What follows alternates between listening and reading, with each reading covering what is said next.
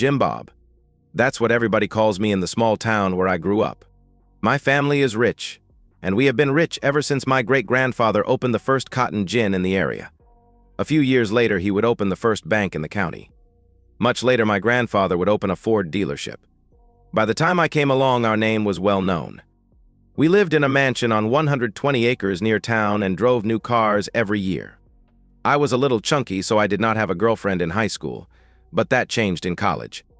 Girls seemed to like riding around in a new Mustang with a guy who always had a pocket full of money.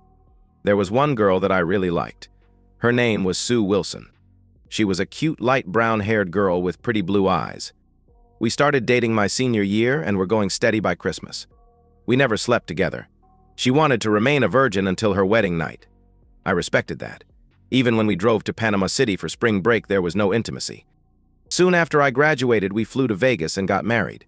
It was a surprise to everyone. Dad said he would have paid for a wedding here in town, but Sue and I did not want a big wedding. We loved each other and did not want all the drama associated with a big wedding. After a week in Hawaii, we came home and moved into the house with my parents. Life was good. 6 months after our first boy was born, tragedy struck.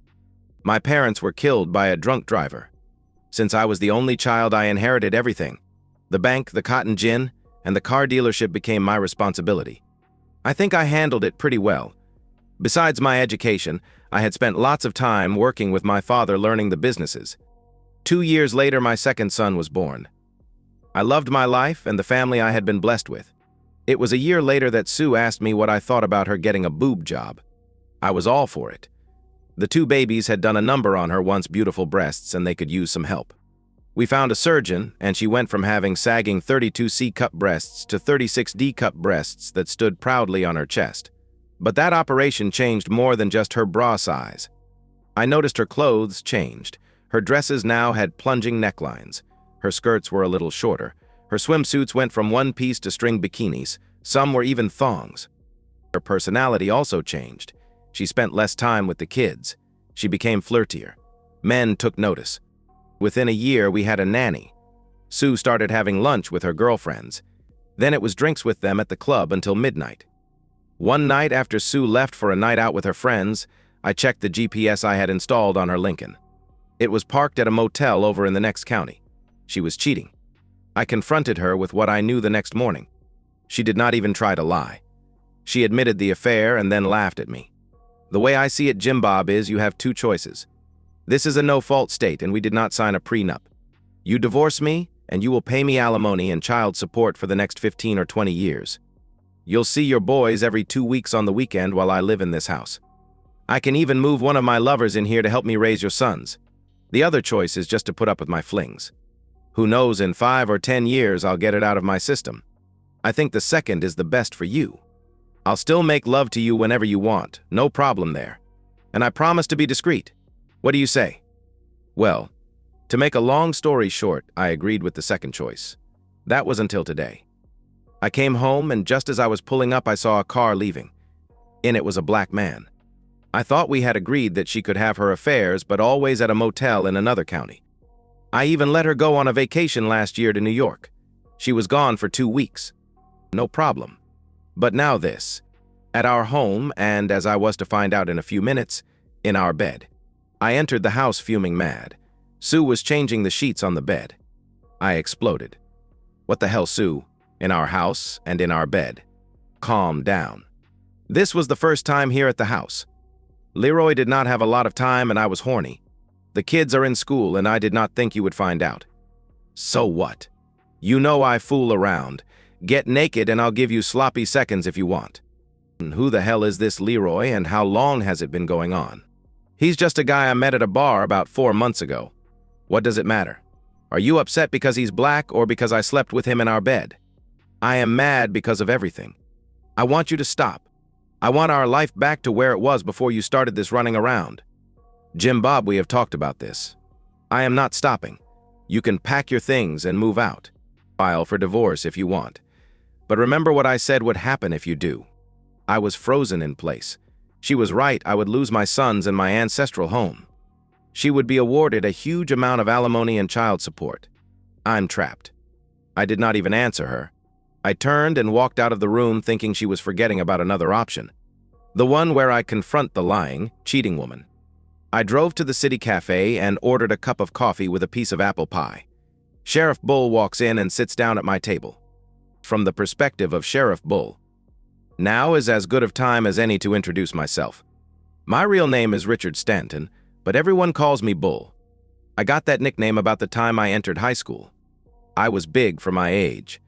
I was 6 foot 3 inches tall and weighed over 200 pounds by the time I was 14. Today I stand 6 foot 5 inches in my work boots and weigh in at around 245. The name Bull has stuck for my entire life. I knew Jim Bob in high school. He was a fat little rich kid that everybody picked on. I decided he might be useful later in life, so I befriended that little wimp. I started protecting him from the high school bullies. Soon nobody picked on him anymore. Like in the saying, rich kids go to college, poor kids go to war. Well, that's what happened to me. I did 3 years in the army as an MP, then came home after a tour in Baghdad. I went to junior college and got a degree in law enforcement, then a job with the sheriff's department in the small county where we all grew up. I had always wanted to be a cop. I had an uncle who was a cop in a big city, and when he visited, he had lots of stories. Some of my father did not like his brother telling. You see, Uncle Tim was a corrupt cop. He boasted about shaking down drug dealers, getting favors from women in exchange for letting them work in his area, and accepting money from rich people to avoid writing tickets. Then there were stories of reporting less money from busts he made. Even though my dad did not agree, I think he envied his brother. This guy retired and moved to Florida with a pension and enough money to live the rest of his life on. While my parents were married over 49 years, Uncle Tim never married. I wanted to be just like him. He was my hero. I was in my 4th year as a sheriff's deputy and moving up in the department when it happened.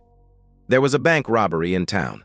The sheriff and the lieutenant were the first on the scene. A gunfight started as the robbers exited the bank and the sheriff was killed before he even got a shot off.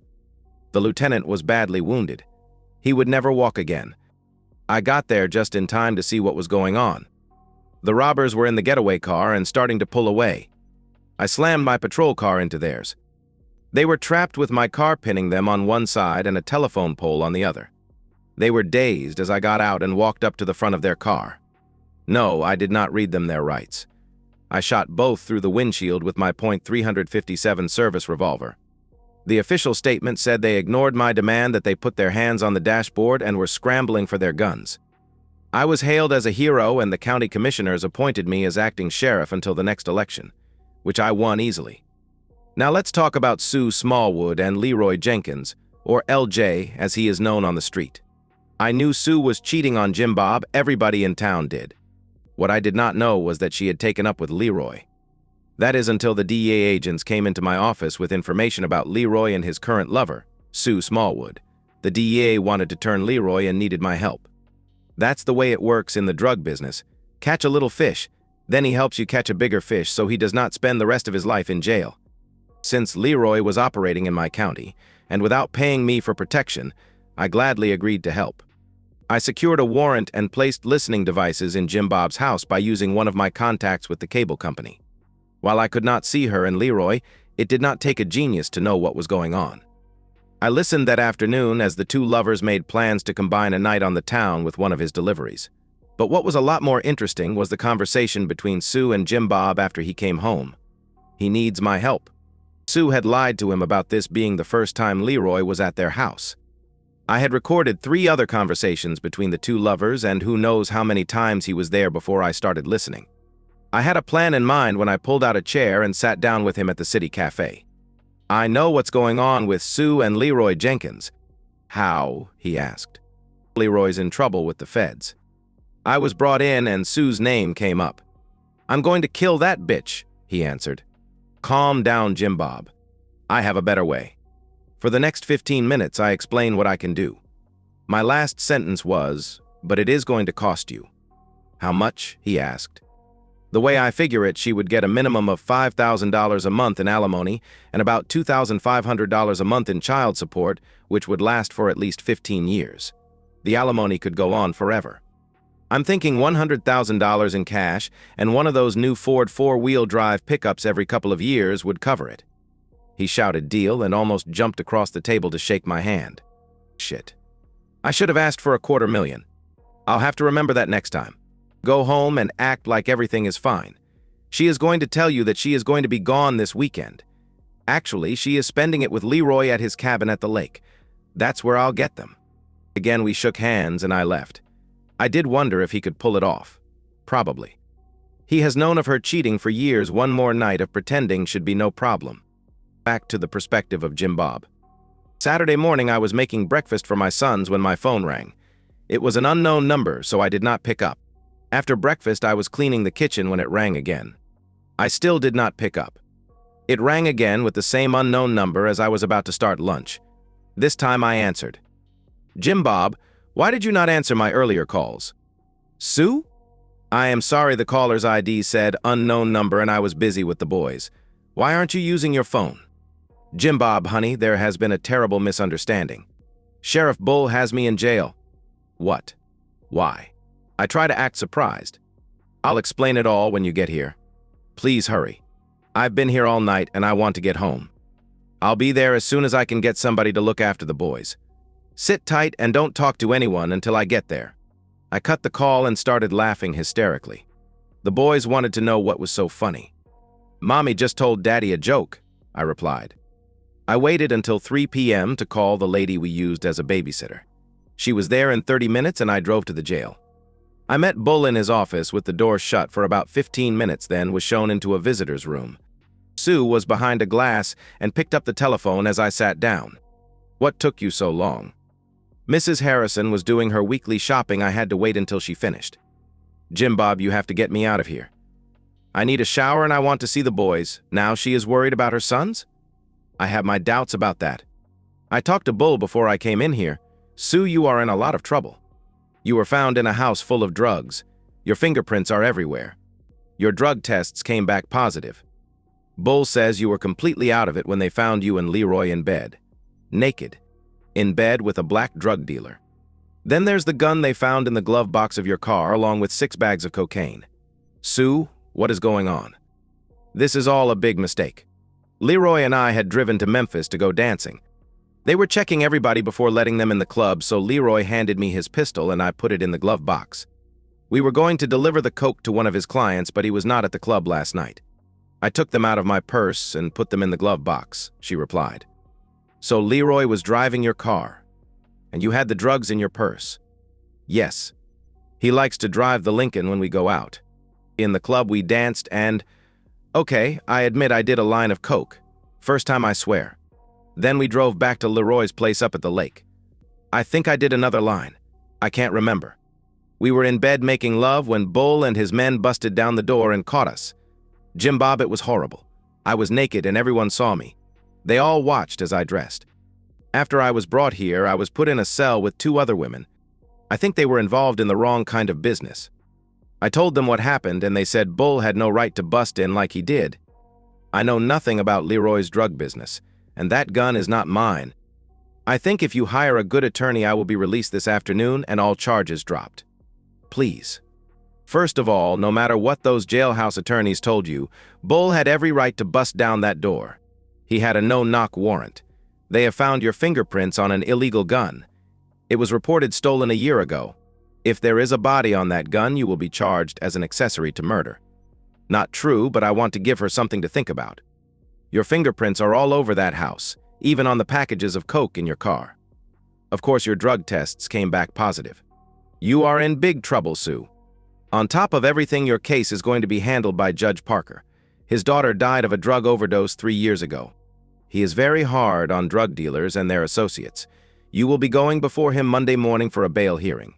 Until then, you might as well get comfortable. Jim Bob, we can get through this. Get me a good attorney.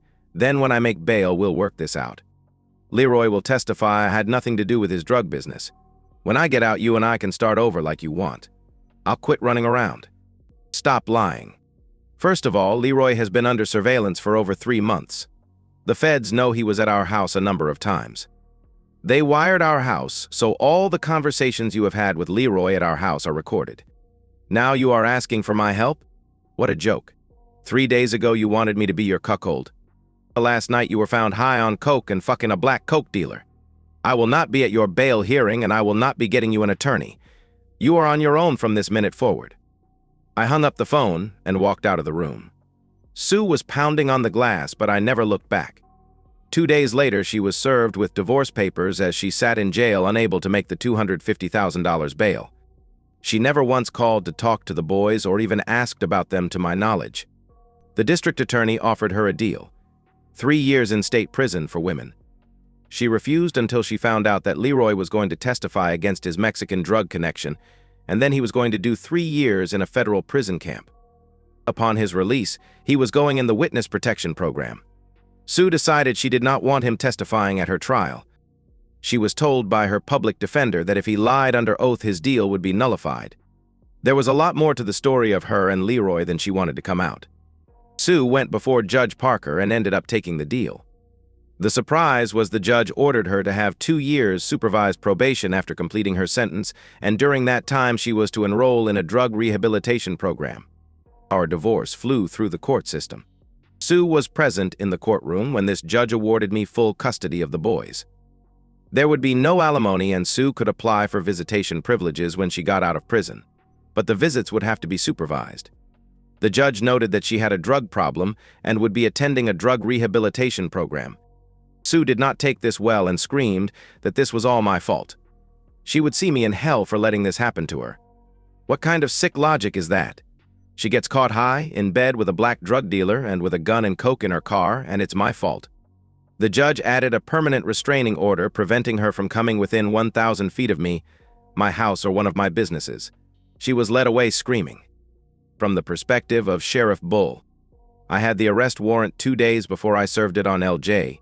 I wanted him and Sue to be caught together.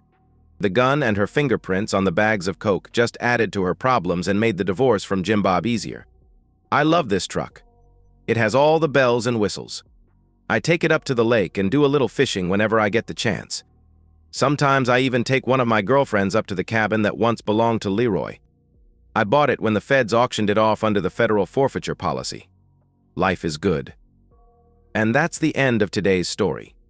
If you enjoyed it, please give this video a thumbs up and drop a comment below. Your support helps the algorithm push my content further. If you're new to the channel, don't forget to hit that subscribe button. It really helps me keep creating more stories for you. Thanks for watching, and I'll see you in the next one.